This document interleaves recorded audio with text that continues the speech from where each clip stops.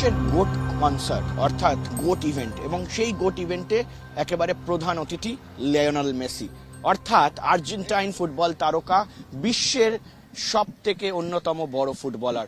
এবং সেখানে কি ঘটলো, শহর কলকাতায় আমরা দেখিয়েছিলাম যে এই যে যুব ভারতী ক্রীড়াঙ্গন আমরা যেভাবে দেখে থাকি যে যখনই কোনো ধরনের ম্যাচ হোক না কেন সেই ম্যাচ কিন্তু একটুখানি হলেও কোথাও গিয়ে গরমাগরমির পরিস্থিতি হয়, কিন্তু এই যে চেহারা, সেই চেহারাটা কি সত্যি যুব ভারতী ক্রীড়াঙ্গনের মনে হচ্ছে, নাকি এই মুহূর্তে দাঁড়িয়ে একেবারে যে বলা যায় যে কোনো আস্তাকুর স্তূপ বা ধ্বংসস্তূপের ছবি?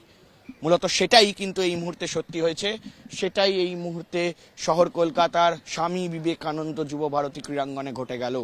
যে লিওনেল মেসি যিনি এসছিলেন তাকে ঘিরে কিন্তু এই মুহূর্তে উন্মাদনা ছিল, উত্তেজনা ছিল, কিন্তু কোথাও গিয়ে দর্শকদের যে কথা, দর্শকদের যে এই মুহূর্তে ক্ষোভ, সেই ক্ষোভে কিন্তু স্পষ্ট বোঝা যাচ্ছে যে লিওনেল মেসির যে ইভেন্ট, সেই ইভেন্ট স্পষ্ট বার্তা সঠিকভাবে কিন্তু দেওয়া হয়নি।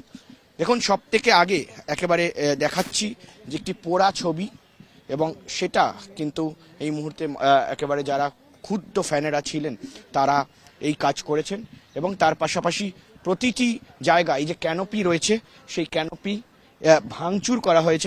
আমি আমার ক্যামেরা পার্সন লিসনকে বলবো দেখানোর জন্য।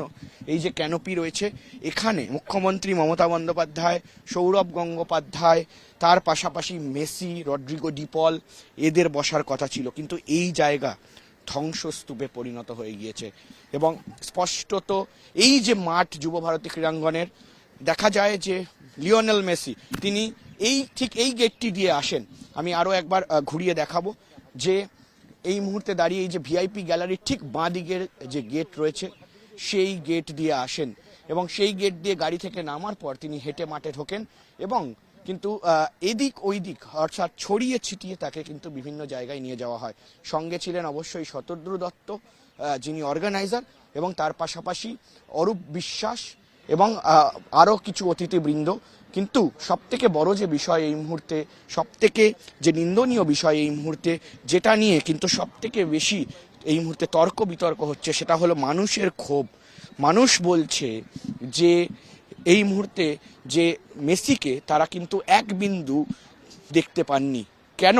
কারণ 8 থেকে 9 মিনিট মেসি ছিলেন, বিভিন্ন প্রোগ্রাম সাজানো ছিল। আমরা দীর্ঘদিন ধরে দেখাচ্ছি যে বিভিন্ন ধরনের প্রোগ্রাম কিন্তু সাজানো মেসিকে নিয়ে, কিন্তু এই মুহূর্তে দাঁড়িয়ে সেই ছবি আমরা দেখি যে মাত্র 8 থেকে 9 মিনিট তিনি থাকেন, এবং যে খবর পাওয়া যাচ্ছে যে সিকিউরিটি কারণের জন্য কিন্তু তাকে বেশিক্ষণ রাখা হয়নি। কিন্তু কোথাও গিয়ে এই যে অনুষ্ঠান ছিল, মুখ্যমন্ত্রী মমতা বন্দ্যোপাধ্যায় আসার কথা ছিল, সৌরভ গঙ্গোপাধ্যায় শাহরুখ খানের সঙ্গে মিট অ্যান্ড গ্রিট, এবং সেই বিষয়গুলো কিন্তু মাঠে আর দেখা গেল না। এবং স্পষ্টত যুব ভারতী ক্রীড়াঙ্গনের একটা ডাগ আউট, যখন ইস্ট বেঙ্গল মোহনবাগান থেকে শুরু করে বড় ম্যাচে খেলা হয়, সেই সময় যখন প্লেয়াররা এই ডাগ আউট থেকে বেরান, এই সিঁড়ি দিয়ে উঠে আসেন, সেই সময় কিন্তু একেবারে সবাই করতালি দিয়ে অভিনন্দন জানান।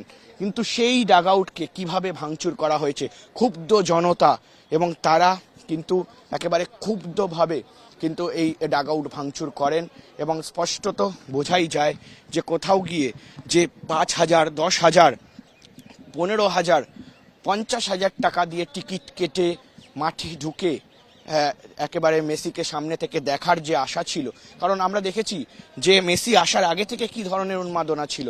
মেসি একেবারে যে ফ্লাইট থেকে যখন তিনি নামেন সেই সময় এয়ারপোর্টের বাইরে কি উন্মাদনা ছিল, সেই উন্মাদনা আমাদের চোখে পড়ে, সেই উন্মাদনা আজকে চোখে পড়ে।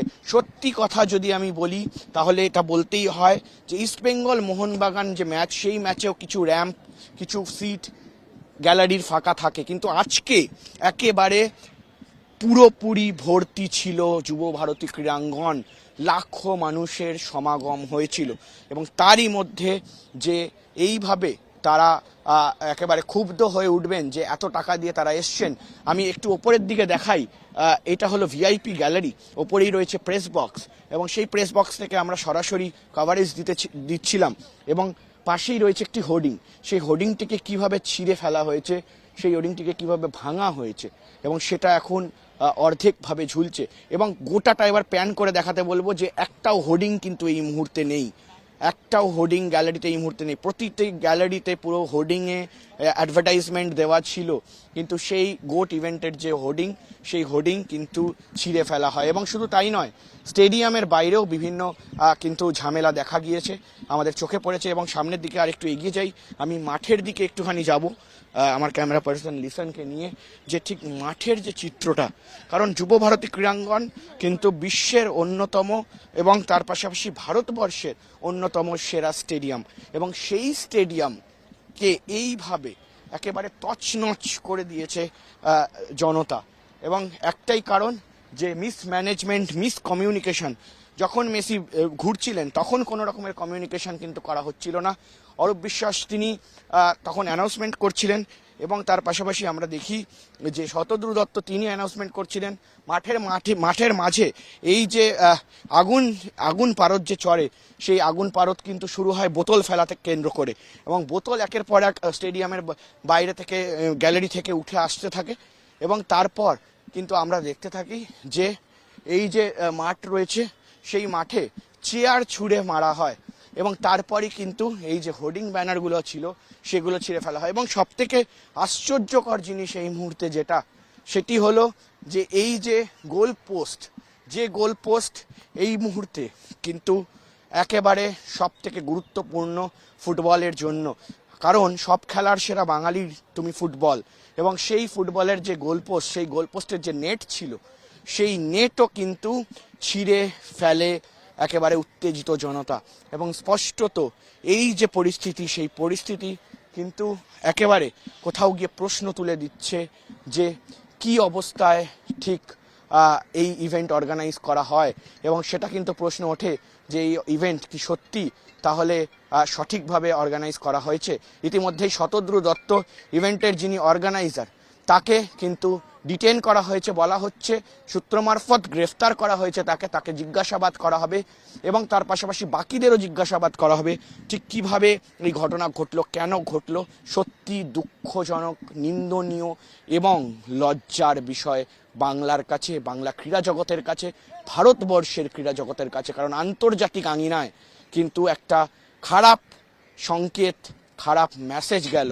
ইতিমধ্যেই আমরা জানি যে পশ্চিমবঙ্গ বা ভারতবর্ষের যে ফুটবল রয়েছে, সেই ফুটবল আন্তর্জাতিক আঙ্গিনায় জায়গা করতে পারছে না, এবং তার মধ্যেই কিন্তু ফুটবল মাঠের এই ঘটনা সব থেকে নিন্দনীয় এই মুহূর্তে।